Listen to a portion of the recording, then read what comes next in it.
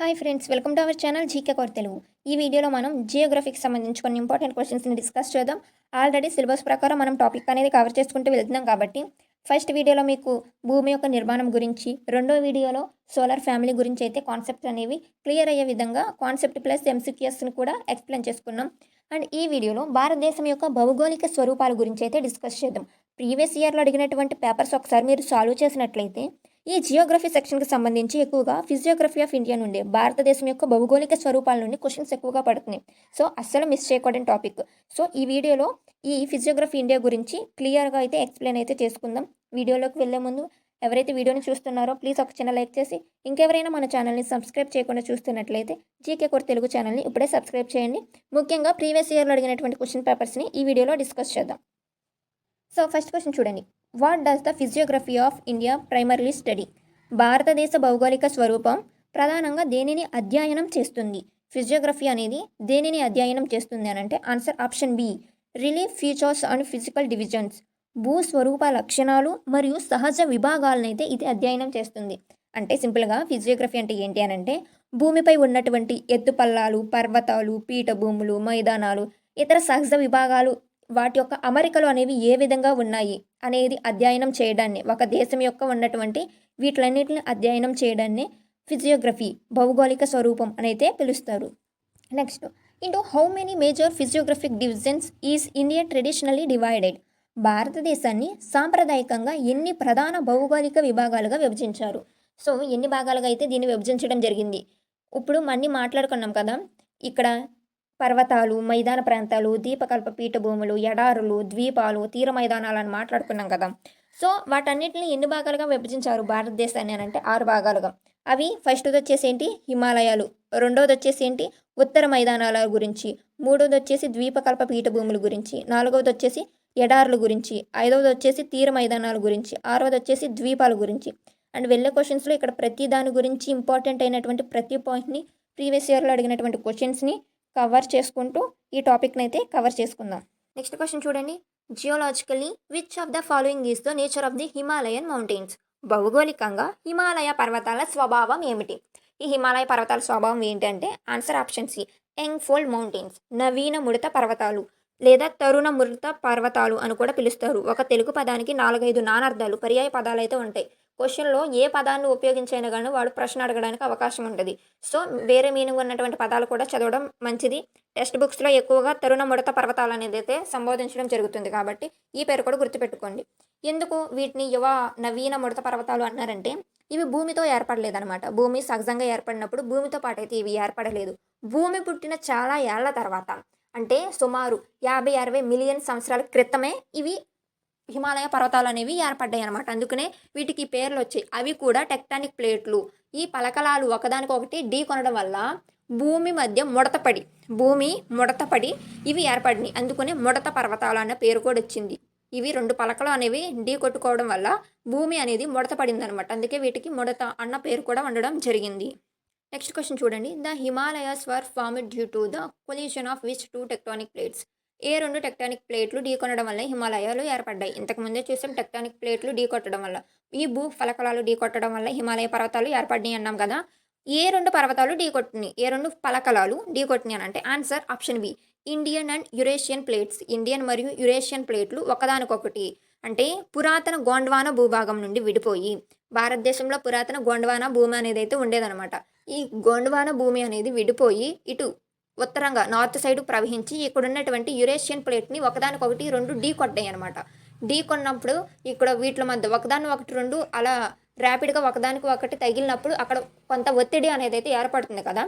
ఆ ఒత్తిడిలోని తెదీస్ సముద్రంలో ఉన్నటువంటి అవక్షేపాలు, తెదీస్ అనేటువంటి సముద్రంలో ఉన్నటువంటి అవక్షేపాలు పైకి లేచి హిమాలయాలుగా అయితే ఏర్పడడం జరిగింది. Which is the highest and most continuous Himalayan range? హిమాలయాల్లో అత్యంత ఎత్తైన మరియు నిరంతరాయంగా, అంటే గ్యాప్ లేకుండా ఉండే శ్రేణి ఏది? సో ఈ హిమాలయ పర్వతాల్లో చాలా రకాలైనటువంటి శ్రేణులు ఉన్నాయన్నమాట. సో ముఖ్యంగా 3 శ్రేణులు అయితే ఉంటాయి. 3 భాగాలుగా అయితే హిమాలయాలను విభజించడం అయితే జరుగుతుంది. సో ఫర్ ఎగ్జాంపుల్గా నేను రాస్తున్నాను, ఇక్కడ మీకు పర్వతాల్లా కనిపిస్తున్నాయి కదా, వీటిని ఉన్నత పర్వతాలు అని అంటారు. ఎక్కువ భాగం, ఎక్కువ ఎత్తు అయితే ఉంటాయి అన్నమాట. వీటిని ఉన్నత పర్వతాలు లేదా హిమాద్రి అని కూడా అయితే పిలుస్తారు. ఈ మధ్యలో ఉన్నాయి కదండి, వీటిని నిమ్న హిమాలయాలు లేదా లెస్సర్ హిమాలయాస్, నిమ్న హిమాలయాలు లేదా లెస్సర్ హిమాలయాస్ అంటారు. ఈ మూడవ భాగం ఉంది చూడండి, దీన్ని శివాలిక్ శ్రేణి అంటారు. శివాలిక్ పర్వతాలు, శివాలిక్ శ్రేణి అంటే ఇవి బాహ్యంగా కనిపిస్తాయి అన్నమాట. ఇవి బాహ్యంగా కనిపిస్తాయి కాబట్టి వీటిని బాహ్య శివాలిక్ శ్రేణి కూడా అని పిలుస్తారనమాట. ఈ మూడు భాగాలుగా అయితే విభజించడం జరిగింది. మళ్ళీ ఈ పర్వత శ్రేణుల్లో చాలా రకాల పర్వతాలు ఉంటాయి. ఎవరెస్టు, కాంచనగంగా అనేంటో ఈ హిమాద్రి అనే హిమాలయాల్లో ఉంటుంది. వీటిల్లో వేరు వేరు హిమాలయ పర్వతాలు అనేవి చాలా ఉంటాయి అన్నమాట. సో ప్రధానంగా మూడు భాగాలు, అవి కూడా ఉత్తరం నుండి దక్షిణానికి వీటి యొక్క దిశ ఇది. ఫస్ట్ హిమాద్రి, తర్వాత లెస్సర్ హిమాలయాస్, నిమ్న హిమాలయాలు అంటారు, తర్వాత శివాలిక్ శ్రేణి, నార్త్ నుండి సౌత్ వరకు వీటి యొక్క ఆర్డర్ అనమాట. ఇక్కడ ఏమిటి, అత్యంత ఎత్తైన మరియు నియంత్రణంగా పెరిగే ఏంటంటే ఫస్ట్ ఉన్నాయి కదా హిమాద్రి అనేది ఉన్నత శిఖరాలు. ఆప్షన్ బి హిమాద్రి అనేది అంటే గ్యాప్ లేకుండా ఎక్కువ ఎత్తులో ఉన్నటువంటి హిమాలయ పర్వతాలు. అండ్ నెక్స్ట్ క్వశ్చన్ చూడండి, the Pir Panjal and Dhauladhar ranges are part of which divisions? Pir Panjal మరియు దౌలాధర్ అనే శ్రేణులు ఏ విభాగంలో ఉన్నాయి? ఇప్పుడే మనం మూడు విభాగాల గురించి అయితే మాట్లాడాం కదా, వాటిలో ఏ విభాగంలో ఉన్నాయి అని అంటే ఈ లెస్సర్ హిమాలయస్, నిమ్న హిమాలయాలు అని మాట్లాడుకున్నాం కదా, వీటిని మధ్య హిమాలయాలు అని కూడా అంటారు. ఈ లెస్సర్ హిమాలయాస్లో అయితే ఈ పిర్పంజర్ మరియు దౌలాధర్ శ్రేణులు అనేవి ఇక్కడ ఉన్నాయి. అంతేకాకుండా మహాభారత్ శ్రేణులు కూడా దీంట్లో ఉన్నాయి. పిర్పంజర్, దౌలాధర్ అండ్ మహాభారత్ శ్రేణులు కూడా ఈ నిమ్న హిమాలయాల్లో, మధ్య హిమాలయాల్లో, లెస్సర్ హిమాలయాస్లో ఉన్నాయి. నెక్స్ట్ క్వశ్చన్ చూడండి, what is the local name for the Shivalik hills in Arunachal Pradesh? Arunachal ప్రదేశ్లో శివాలిక్ కొండలను స్థానికంగా ఏమని పిలుస్తారు? ఈ అరుణాచల్ ప్రదేశ్లో ఈ శివాలిక్ అనే కొండలను మిష్మి మరియు అబోర్ కొండలని అయితే పిలుస్తారనమాట. ఒక్కొక్క ప్రాంతంలో ఆ కొండల్ని ఒక్కొక్క పేర్లతో అయితే పిలుస్తూ ఉంటారనమాట. కొండలనే కాదు, నదులను కూడా ఒక్కొక్క ప్రాంతంలో ఒక్కొక్క పేర్లతో అయితే పిలుస్తారు. అవి కూడా మనకి చాలా ఇంపార్టెంట్, గుర్తుపెట్టుకోవాలి. ఇక్కడ శివాలిక్లు వచ్చేసి అరుణాచల్ ప్రదేశ్లో మిష్మి మరియు అబోర్ కొండలని అయితే పిలుస్తారు. నెక్స్ట్ క్వశ్చన్ చూడండి, which of the following pass is located in the state of Sikkim? క్రింది వాటిలో సిక్కిం రాష్ట్రంలో ఉన్నటువంటి కనుమ ఏది? ఇక్కడ పాసెస్, ఈ కనుమలు అని అంటే ఏంటో మీకు తెలుసు కదా, రెండు పర్వతాల మధ్య ఉన్నటువంటి మార్గాన్ని, ఇదొక పర్వతం అనుకోండి, ఈ రెండు పర్వతాల మధ్య ఉన్నటువంటి దారిని పాస్, కనుమ అని అయితే అంటారనమాట. ఇప్పుడు సిక్కిం రాష్ట్రంలో ఉన్నటువంటి కనుమ ఈ హిమాలయ ప్రాంతాల్లో అండ్ అంతేకాకుండా ఇటు పశ్చిమ కనుమలు, తూర్పు కనుమలు, పీఠభూములు, వీటిలో కూడా కొన్ని ఇంపార్టెంట్ కనుమలు అయితే ఉన్నాయి. వాటిలన్నిటి గురించి చదువుకుందాం. ఇప్పుడు పర్టికులర్గా హిమాలయస్ గురించి మాట్లాడుతున్నాం కాబట్టి హిమాలయాల్లో ఉన్నటువంటి కనుమలు అయితే చూద్దాం. ఇక్కడ సిక్కిం రాష్ట్రంలో ఉన్నది నాదూలా అనేటువంటి కనుమ సిక్కిం రాష్ట్రంలో ఉందన్నమాట. ఇది మన భారతదేశానికి మరియు చైనాకి, మన భారత్కి మరియు చైనా ఈ రెండు దేశాలకి ఒక వాణిజ్య మార్గంగా అయితే ఉంటుంది. అండ్ అంతేకాకుండా మనకిను చైనాకి 1962లో యుద్ధం అనేది జరిగింది. 1962లో మనకి చైనాకి యుద్ధం జరిగినప్పుడు ఈ దారిని అయితే మనం మూసేసాము. మళ్ళీ 2006లో దీన్ని తిరిగి తెరిచారనమాట, ప్రారంభించారు. నెక్స్ట్ క్వశ్చన్ చూడండి, which pass connects the Kullu valley with Lahaul and Spiti valleys? Kullu లోయను, లాహౌత్ మరియు స్పితి లోయను కలిపేటువంటి కనుమ ఏది? సో ఆన్సర్ వచ్చేసి రోహతంగ్ పాస్. రోహతంగ్ కనుమ అనేది కులు లోయను, లాహౌత్ మరియు స్పితి లోయను అయితే కలుపుతుందన్నమాట. సో ఇక్కడే కదా ఇది హిమాచల్ ప్రదేశ్ అనేటువంటి స్టేట్లో ఉంది, హిమాచల్ ప్రదేశ్లో అయితే ఉంది. అండ్ అంతేకాకుండా చాలా రీసెంట్గా 2020లోనే ఇక్కడ అటల్ టన్నెల్స్ని అయితే నిర్మించడం జరిగింది. టన్నెల్స్ అంటే తెలుసు కదా, వెళ్ళే రోడ్లు అంటే గుహ లోపల నుండి రోడ్డు ఉన్నట్టు ఉంటుంది, దాన్ని టన్నెల్స్ అని అయితే అంటారు. అటల్ టన్నెల్ని అయితే నిర్మించారనమాట. The division of Himalayas between the Indus and Sutlej rivers is known as? Sindhu మరియు సట్లెజ్ నదుల మధ్య ఉన్నటువంటి హిమాలయాల విభాగాన్ని ఏమని పిలుస్తారంటే పంజాబ్ హిమాలయాస్. ఇటు పశ్చిమం నుండి తూర్పునకు నదుల ఆధారంగా, ఉన్నటువంటి నదుల యొక్క ఆధారంగా ఉత్తరం భాగంలో మాట్లాడుకున్నాం పైన, ఇటు పంజాబ్, కాశ్మీరు ఆ సైడ్ అనమాట భారతదేశానికి. అటు నుండి ఇటు పశ్చిమం నుండి తూర్పుకు నదులు ఆధారంగా హిమాలయాలను అయితే విభజించారు ఇక్కడ. వీటిని పంజాబ్ హిమాలయాస్ అయితే అంటారనమాట. సింధు మరియు సట్లెజ్ మధ్య ఉన్నటువంటి ఈ భాగాన్ని పంజాబ్ లేదా కాశ్మీర్ హిమాలయాలను కూడా పిలుస్తారు. Next, which part of the Himalayas is situated between the Kali and Teesta reverse?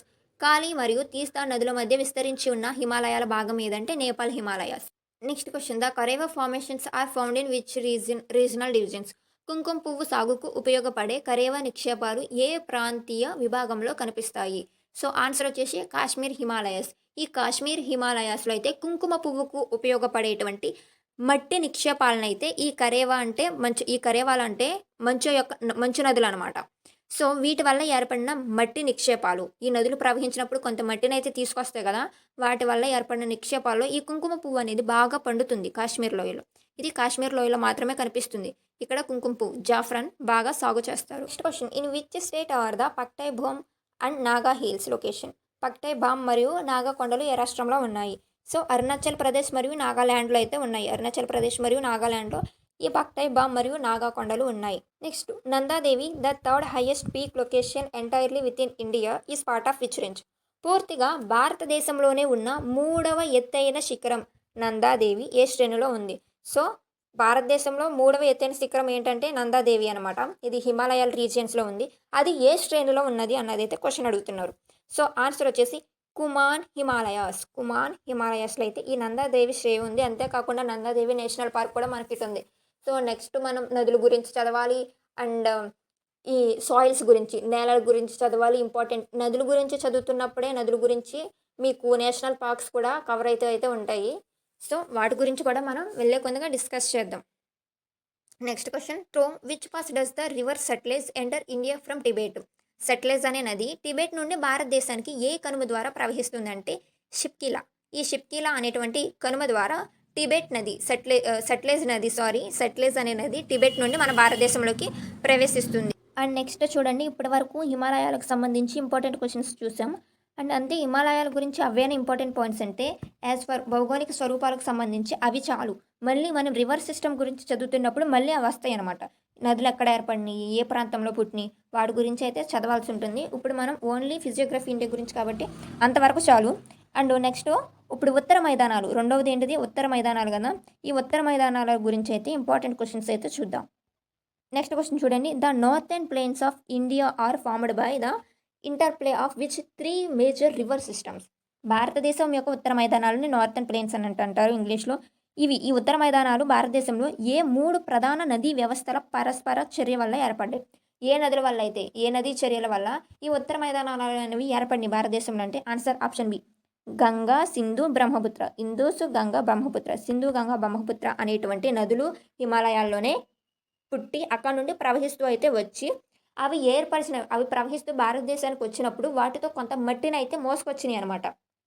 So అక్కడ ఈ మట్టిని మోసుకురావడం వల్ల వాటిని తీసుకొచ్చి ఇక్కడ ఉత్తర ప్రాంతంలో నిక్షేపం చేయడం వల్ల, ఎక్కువగా నిక్షేపం కొన్ని కోట్ల సంవత్సరాల నుండి నిక్షేపం చేయడం వల్ల ఈ మైదాన ప్రాంతాలు అనేవి అయితే ఏర్పడ్డాయి. అక్కడ ఉన్నటువంటి నేలలు ఏంటంటే అల్లువయల్ సాయిల్స్, ఒండ్రు నేలలు అంటారు తెలుగులో, ఒండ్రు నేలలు.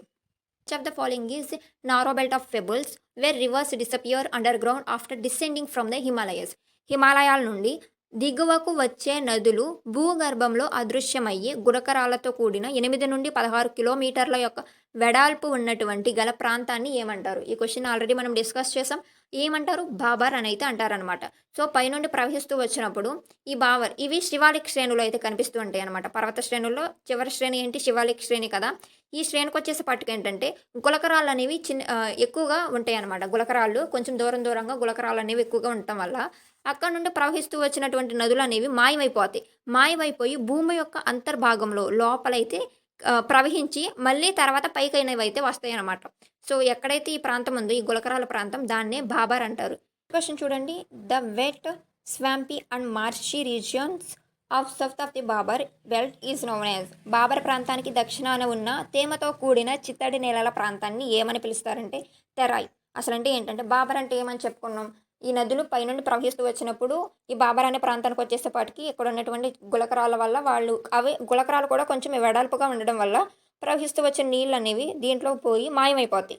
ఈ మాయమైపోయి భూమి లోపల ప్రవహిస్తాయి కొంత దూరం ప్రవహించి మళ్ళీ బయటకైతే వస్తాయి అన్నమాట. అవి బయటకు వచ్చే ప్రాంతం ఏంటంటే తెరాయ్ అన్న ప్రాంతం కాడ ఇవి బయటకు అయితే వస్తాయి. సో అక్కడ నుండి బయటకు వచ్చేపాటికి ఇవి తేమతో కూడి ఉండడం వల్ల ఇక్కడ చిత్తడి నేలలు అనేవి ఏర్పడతాయి. ఈ చిత్తడి నేలలు బాగా దట్టంగా అడవులు పెరగడానికి ఉపయోగపడతాయి అనమాట. ఫర్ ఎగ్జాంపుల్ చూసుకుంటే దుధ్వా అనే నేషనల్ పార్క్ ఉంటుంది కదా, అవి ఈ చిత్తడి నేలలో ఉన్నటువంటి పార్క్ అనమాట. Next, which part of the plains is composed of old alluvial and form a terrace like feature? మైదానాల్లో పాత ఒండ్రు మట్టితో ఏర్పడిన వేదిక వంటి ఆకారాన్ని కలిగి ఉండే భాగం ఏది? సో ఆన్సర్ బంగారు అనమాట. పాతగా అంటే కొన్ని కోట్ల సంవత్సరాల క్రితం ఎప్పుడో పాతగా ఏర్పడినటువంటి నదీ నిక్షేపాల వల్ల ఏర్పడిన మట్టిని ఏంటో బంగారు అని అయితే పిలుస్తారనమాట. కొత్త మట్టితో ఏర్పడినటువంటి నేలలను ఏంటో ఖాదర్ అని అయితే పిలుస్తారు. కొత్త మట్టితో ఏర్పడిన వాటిని ఖాదర్ అని అయితే పిలుస్తారు. ఇవి ఒండ్రు మట్టికి సంబంధించింది అల్లువియల్ సాయిల్స్. మట్టి కొత్తది, పాతది. నదులు ప్రవహించినప్పుడు ఉన్నటువంటి పాత మట్టి కొట్టుకుపోయి అవి పైనుండి పారుతా వచ్చినప్పుడు కొత్త మట్టిని తీసుకొచ్చి నిక్షేపం చేస్తూ ఉంటాయి కదా, ఆ విధంగా. నెక్స్ట్ క్వశ్చన్ చూడండి. The newer younger deposit of the flood plains that are very fertile for intensive agriculture are called. ప్రతి సంవత్సరం వరదల వల్ల ఏర్పడే కొత్త ఒండ్రి మట్టి నిక్షేపాలను ఏమంటారు? ఇవి ఆ వ్యవసాయానికి చాలా అనుకూలమైనవి. కొత్త మట్టిని ఏమంటారు అని మాట్లాడుకున్నాం కదా, ఖాదర్. ఇందాక క్వశ్చన్లో చెప్పాము అది. Question Doab. What is Doab? Doab అంటే ఏంటి? దోవాబ్ అంటే ఏంటి అంటే ఇదొక నది, ఇదొక నది అనుకోండి. ఇదొక నది, ఇదొక నది అంటే ఈ రెండు నదులకు మధ్య ప్రాంతం, ఈ ఖాళీ ప్లేస్ ఉంది కదా, వీటిని దోవాబ్ అంటారు. దో అంటే రెండు అని మీనింగ్, వాబ్ అంటే నీరు. రెండు నదుల మధ్య ఉన్నటువంటి ప్రాంతాన్ని దోవాబ్ అంటారు. ఎగ్జాంపుల్గా గంగా యమున నదుల మధ్య కొంత ప్రాంతం ఉంటుంది, వాటిని గంగా యమున దోవాబ్ అని పిలుస్తూ ఉంటారు, ఆ విధంగా. నెక్స్ట్ క్వశ్చన్ చూడండి. Which of the oldest mountain range in India that borders the peninsular plateau on the north west. ద్వీపకల్ప పీఠభూమికి వాయువ్య దిశలో సరిహద్దుగా ఉన్న భారతదేశంలోని అత్యంత పురాతన పర్వత శ్రేణి ఏది? సో ఆన్సర్ వచ్చేసి అరావలి. ఇక్కడ మనల్ని ఏ దిశలో అడుగుతున్నాడు? వాయువ్య దిశలో అడుగుతున్నాడు. వాయువ్యం అంటే ఎటు? ఇటే కదా, ఇది వాయువ్యం, ఇది ఈశాన్యం కదా, ఈశాన్య రాష్ట్రాలు. ఇది ఏంటో ఆగ్నేయం, ఇదేంటిది నైరుతి, ఇది నైరుతి. తెలుగులో వీటి, ఇది నార్త్ వెస్ట్, ఉత్తరం దక్షిణం, ఇవి మీకు తెలిసినవి. ఈ వాయువ్య దిశలో ఏమండి? అరావలి పర్వత శ్రేణి అయితే ఉందన్నమాట. వాయువ్య దిశలో ద్వీపకల్ప పీఠభూమికి వాయువ్య దిశలో అయితే ఉంది అరావర పర్వత శ్రేణి అనేది. ఇది ఇటు గుజరాత్ నుండి ఢిల్లీ వరకు విస్తరించి అయితే ఉందన్నమాట. వీటిలో అత్యంత ఎత్తైన శిఖరం ఏదంటే Guru Shikhar. And next question చూడండి. Which river divides the peninsular plateau into the two parts, central highlands and Deccan plateau. So దీపకల్ప పీఠభూమి అనేవి రెండు భాగాలుగా అయితే ఉంటాయి అన్నమాట. మధ్య ఉన్నత భూములు మరియు దక్కన్ పీఠభూములుగా అయితే విభజించడం జరిగింది. వీటిని భారతదేశంలో ఇలా విభజించడం అనేది అయితే జరిగిందనమాట. సో ఈ ఉన్నత భాగాలను దీన్ని విభజించేటువంటి నది ఏది అని అంటే నర్మదా నది ఉత్తరాన ఉన్నటువంటి మధ్య భూములను, మధ్యలో ఉన్నటువంటి దక్షిణాన ఉన్నటువంటి త్రిభుజాకార భాగాన్ని దక్కన్ పీఠభూమి అని అంటారు. సో ఈ రెండు ప్రాంతాలని విభజిస్తుంది నర్మదా నది. Next question. The Deccan trap region is famous for which type of soil. Deccan trap ఏ ప్రాంతం ఏ రకమైన నేలకు ప్రసిద్ధి? ఈ దక్కన్ ట్రాప్ అనే ప్రాంతం ఏ రకమైన నేలకు ప్రసిద్ధి అంటే నల్ల రేగడి నేలలు, బ్లాక్ సాయిల్.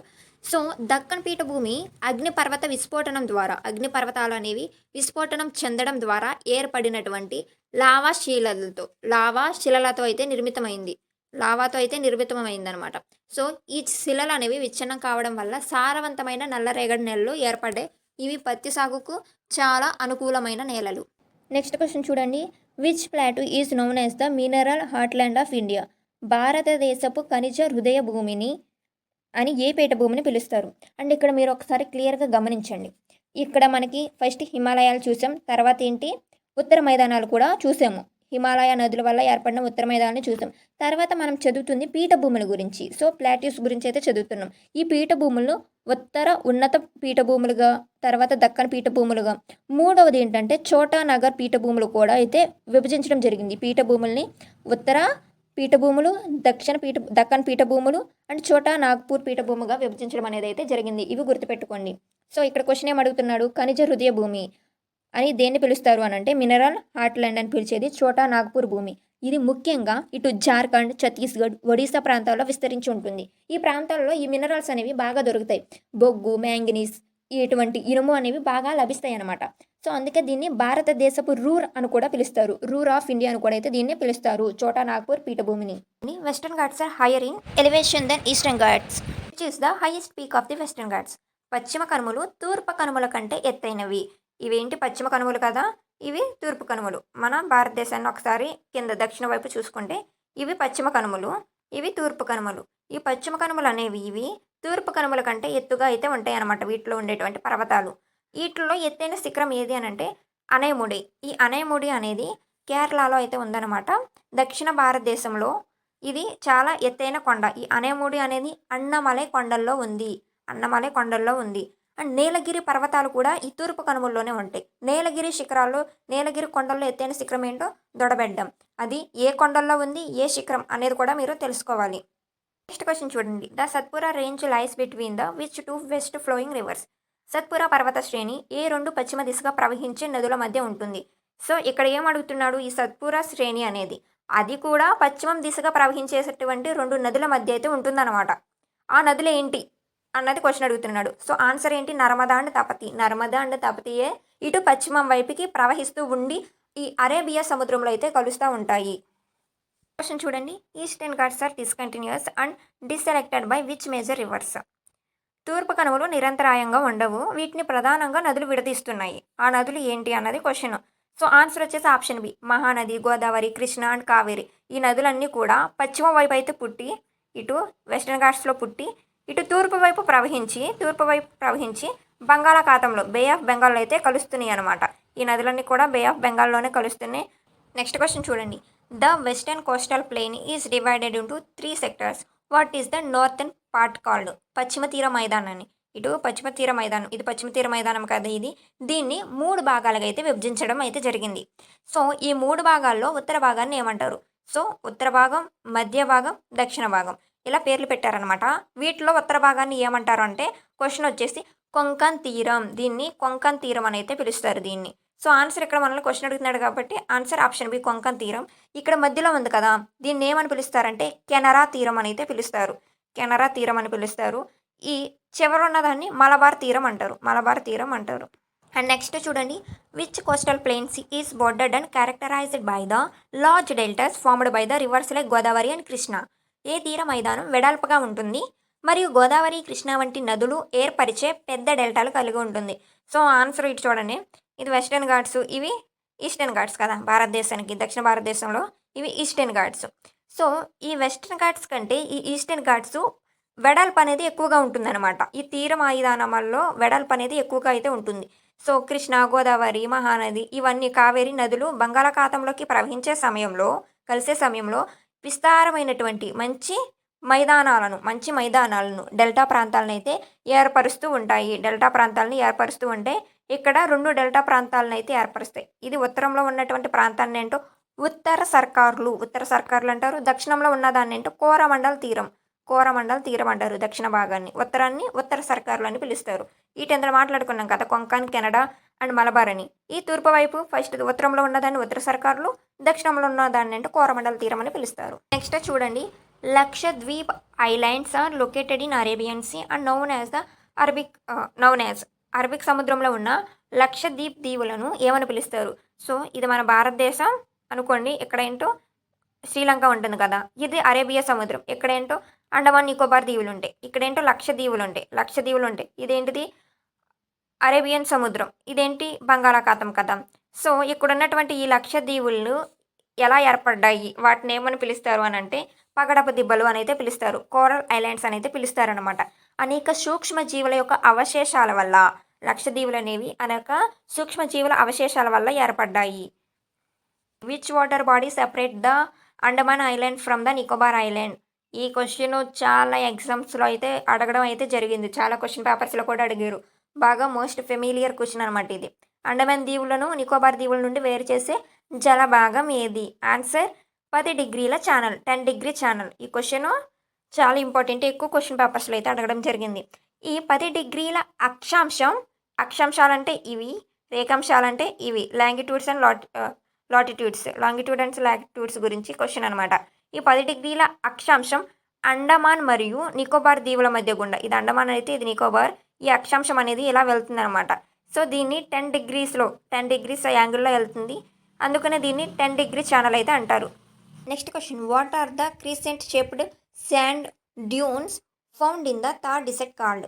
థార్ ఎడారిలో కనిపించే అర్ధచంద్రాకారపు ఇసుక దిబ్బల్ని ఏమంటారు. సో మన భారతదేశంలో ఉన్న ఏకైక ఎడారి ఏంటి, థార్ ఎడారి. ఈ థార్ ఎడారి ఒక్కటే ఉంది మన భారతదేశంలో. ఈ ఎడారిలో ఇసుక దిబ్బలు అనేవి, ఎడారిలో ఎక్కువగా ఇసుకే కదా ఉండేది. ఇసుక దిబ్బలు ఎలా ఉంటాయంటే అర్ధచంద్రాకారపు ఆకారంలో అయితే కనిపిస్తూ ఉంటాయి. వాటికి ఒక పేరు ఉంది, వాటిని ఏమంటారు అని అంటే బర్కాన్లు. ఈ బర్కాన్స్ అని అయితే పిలుస్తారనమాట. గాలి యొక్క తీవ్రత వల్ల ఇసుక అనేది అర్ధచంద్రాకార ఆకారంలో పోగుపడుతుంది. వీటినే బర్కాన్లు అంటారు. ఇవి జైష్మలేర్ ప్రాంతంలో ఎక్కువగా కనిపిస్తూ ఉంటాయి.